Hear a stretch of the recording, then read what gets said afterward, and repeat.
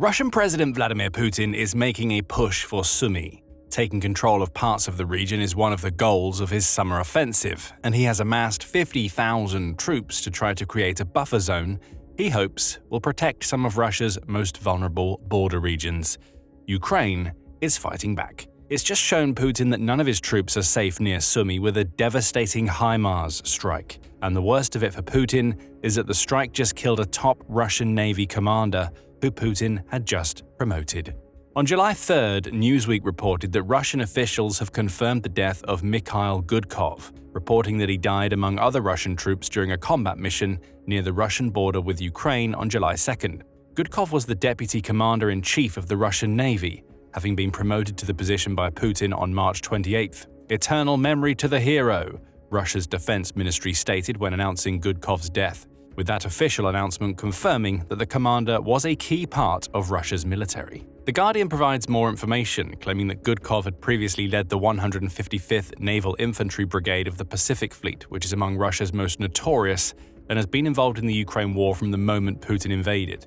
It was the 155th Marine Brigade, along with others, that made Russia's initial push for Kyiv before they were pushed back. Gudkov led the brigade at the time and, in his new role, was responsible for Russia's marine units, The Guardian reports. More confirmation came from Oleg Kozymyako, who serves as the regional governor of Russia's Primorsky Krai region. Kozymyako claimed that Gudkov died while performing his duty as an officer alongside his fellow soldiers. He also said that Gudkov had never really forgotten his roots, noting that the commander continued to personally visit the positions of our Marines. To Russia, this event marks the loss of a war hero. Ukraine sees it much differently. With Gudkov gone, it's just taken out a key cog in Putin's war machine and eliminated a man who it views as a war criminal, responsible for much of the damage Russia has caused to Ukraine over the last 3 years.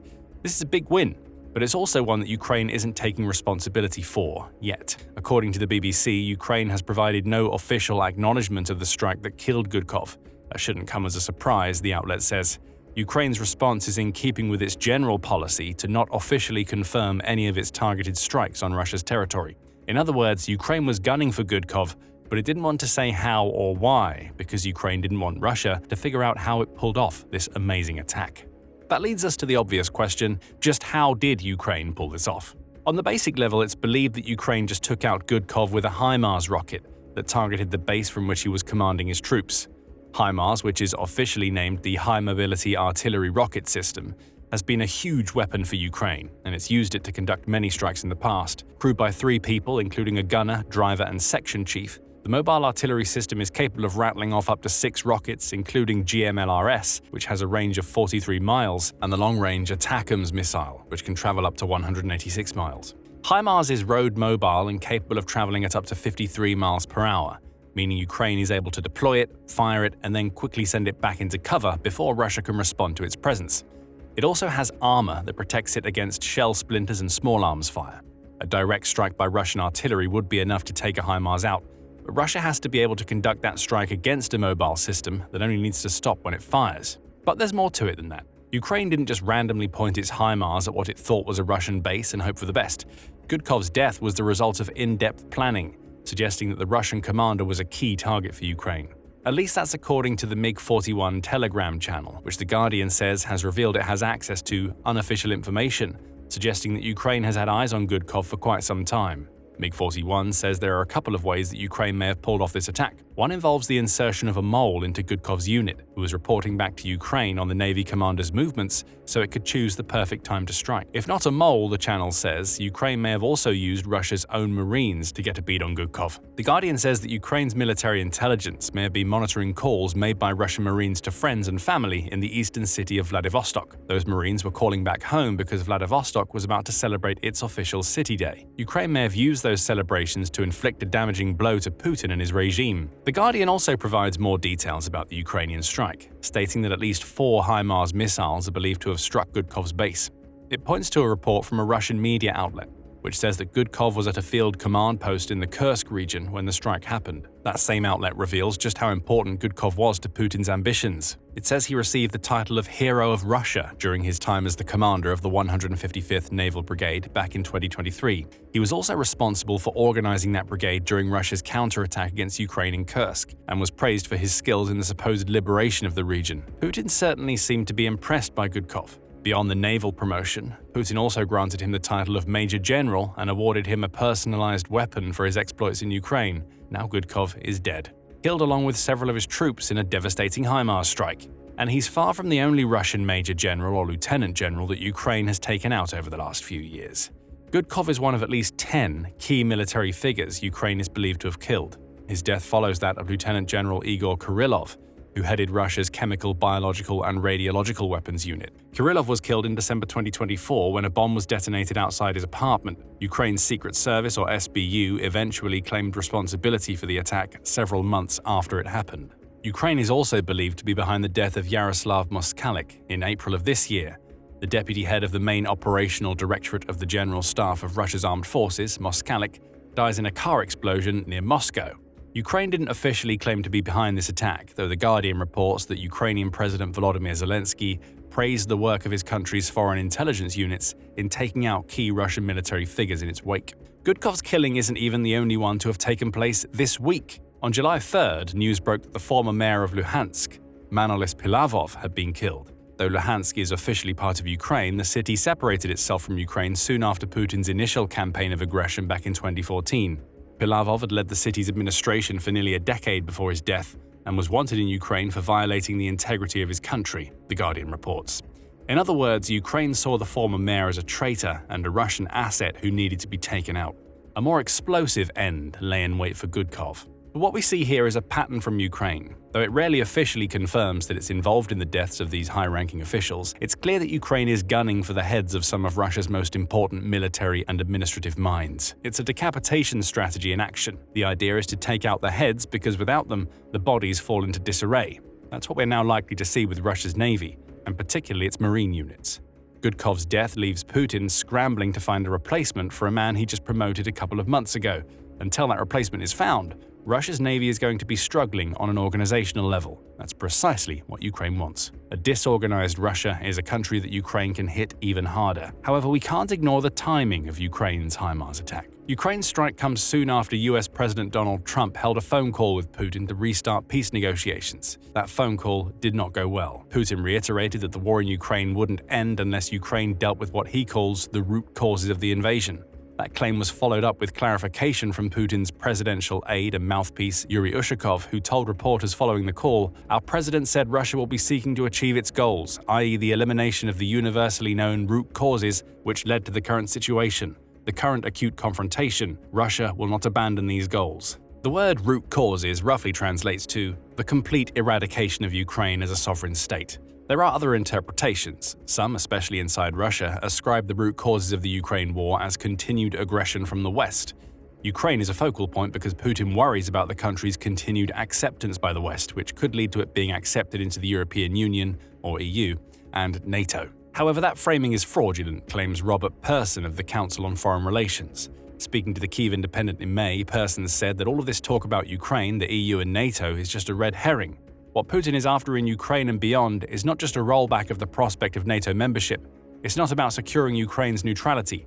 It's really about turning Ukraine into a subservient vassal state with a puppet government that does his bidding, Persson told the outlet. The root causes issue is a smokescreen. What Putin is really saying is the only way to achieve peace is to essentially return Ukraine to the status it held during the glory days of the Soviet Union. No longer an independent state under those conditions, Ukraine would fall under Putin's direct control. That makes peace negotiations pointless. Putin is telling the world that the only way he'll agree to peace is if Russia is given full control over Ukraine. Naturally, Ukraine opposes this. The strike against Gudkov was a message delivered to Russia. Ukraine can hit your leading military figures and will never become the vassal state you want it to be. But it's not just faltering peace talks that may have prompted Ukraine's strike. The timing also aligns with Russia's attempts to conduct a summer offensive in the Sumy region. As we mentioned earlier, Russia has amassed around 50,000 troops in that region as part of Putin's plan to create a buffer zone between Ukraine and Russia. It's obvious why Putin wants this zone. Back in August 2024, Ukraine launched a counter-invasion into the Russian oblast of Kursk, snatching up several hundred square miles of territory in the process.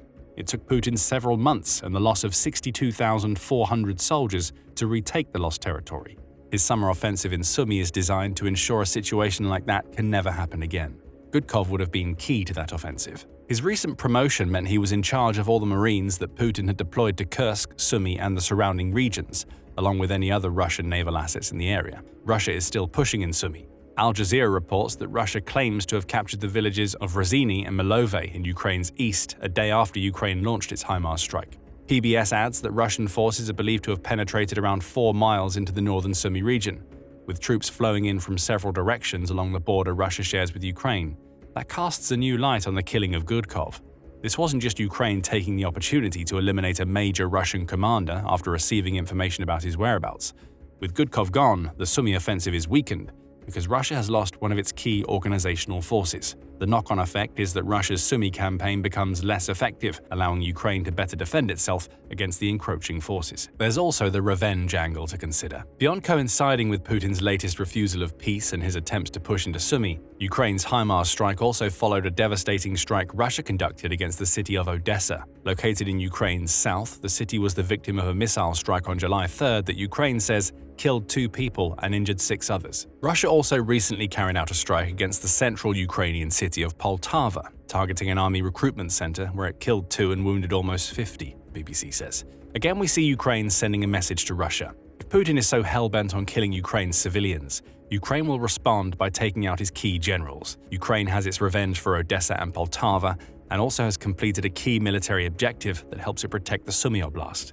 And that brings us to the impact that Gudkov's death is likely to have on the Ukraine war going forward. We've touched on how important Gudkov was in terms of his recent promotion and his command over the Marine units Russia has stationed in its border regions. Of particular note is the impact Ukraine's HIMARS strike will have on the 155th Naval Brigade that Gudkov used to lead. Headquartered in Vladivostok, the 155th Naval Brigade has been part of Putin's invasion from the moment his forces set foot on Ukraine's territory. It was among the troops that made Russia's initial push for Kyiv.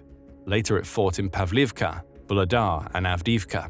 The brigade experienced massive losses in all those engagements.